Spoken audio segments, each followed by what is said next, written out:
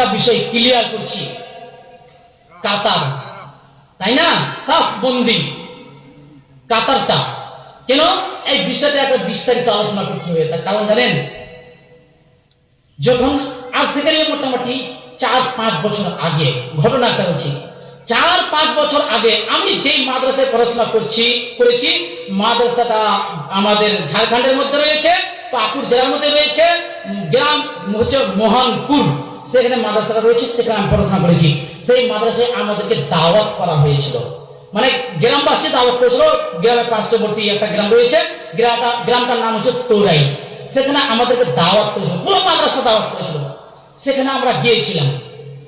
সেখানে গিয়ে আমরা সর্বপ্রথম জোহরের সালাত আদায় করতে মসজিদ ঢুকেছি। আমার সাথে আজমান ভাই রয়েছে, ইনি রয়েছে, ইনার একটা ফেসবুক পেজও রয়েছে, আজমাল ময়দানপুরি, এখানে লাইভ চলছে, আপনারা ফলো করে দিবেন। তো উনিও আমার সাথে রয়েছে। তো আমরা মসজিদে জোহরের নামাজ পড়তে ঢুকেছি। তো উনি মানে মধ্যখানে একটা হানাফি রয়েছে, যেহেতু মসজিদটা হচ্ছে হানাফি এলাকায়, আর হানাফিদেরই মসজিদ। তো উনি হানাফিটার ডান পার্শ্বে লেগেছে, আমি হানাফিটার বাম পার্শ্বে লেগেছি।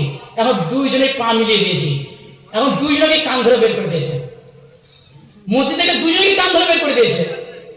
বুঝতে পেরেছেন তো, মানে পা মিলানোর কারণে আমাদেরকে এতটা শত্রু ভাবে।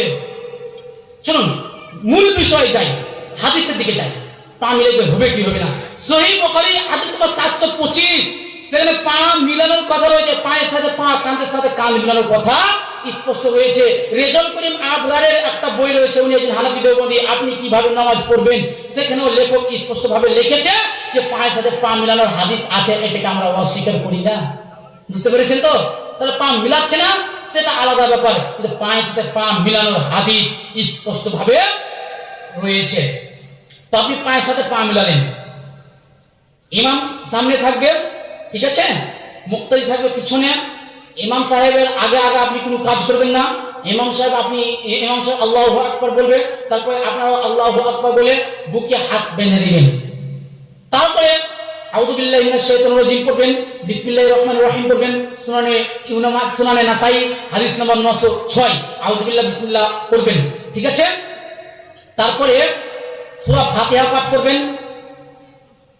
ইমামের সাথে মুক্তাদিকে সূরা ফাতিহা পাঠ করতে হবে। এখানে বিষয়টা ক্লিয়ার করে দিই এবার।